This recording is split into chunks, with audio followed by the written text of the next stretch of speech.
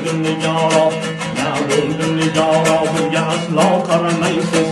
Na bo'ldi nigoro, bunga aslo qaramaysiz. Guldek ochilib g'uncha yekimroq qaramaysiz. Hay hay qaramaysiz.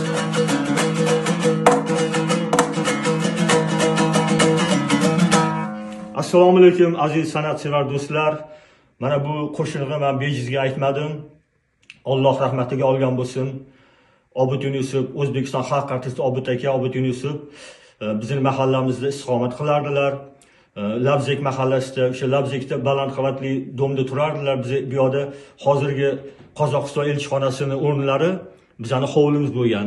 Mani o'spirinlik paytlarim, yoshlik yillarim o'sha yerda o'tgan. O'tda ko'p mashhur hofizlar istiqomat qilishardilar. Xalq hofizi, O'zbekiston xalq hofizi Faxriddin Umarov, Ergash Karimov, Ro'za Pamla bilan ko'p qavatli domda turishardi. Suxandonimiz hammaga mashhur Nasiba Qambarova opamiz, Nabijon Sobirjonov, o'tib ketganlarimizni Xudo rahmatiga olgan bo'lsin.